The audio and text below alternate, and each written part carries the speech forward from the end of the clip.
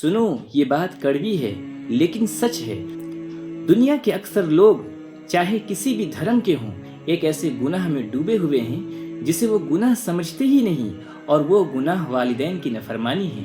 تم نماز پڑھتے ہو، ذکر کرتے ہو، دین کی باتیں شیئر کرتے ہو، لیکن ماں کے سامنے آواز اونچی ہے، باپ کی بات پر چڑچڑاہٹ ہے، اور ذرا سی بات پر اف نکل جاتا ہے۔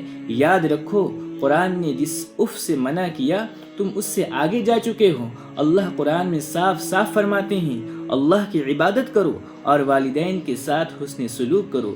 یہ کوئی مشورہ نہیں، یہ حکم ہے، اور جب حکم ٹوٹتا ہے تو انجام بھی آتا ہے۔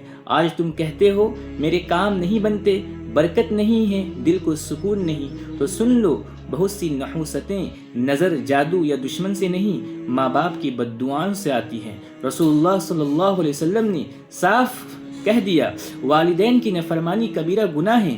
کبیرہ گناہ یعنی وہ گناہ جو انسان کو اللہ کی رحمت سے دور لے جاتا ہے۔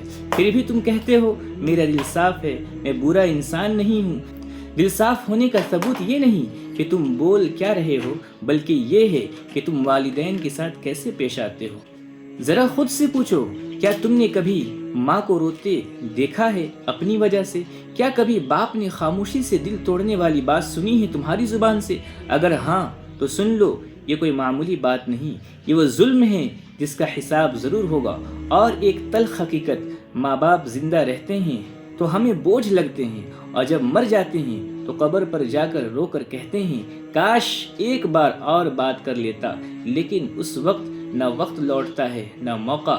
جس نے والدین کو رلا دیا وہ چاہے جتنی عبادت کر لے، سکون اس کے نصیب میں نہیں ہے۔ اگر واقعی تم چاہتے ہو کہ اللہ تمہارے گناہوں کو معاف کرے اور یہ شعر تمہارے لیے صدقہ جاریہ بن جائے، کامنٹ میں الفاظ لکھو، یا اللہ میں توبہ کرتا ہوں، مجھے میرے والدین کا ادب کرنے والا بنا دے۔ اگر دل پر چوٹ لگی ہو تو سمجھ لو بات صحیح جگہ لگی ہے، کیونکہ یہ باتیں خوش کرنے کے لیے نہیں بچانے کے لیے ہوتی ہیں۔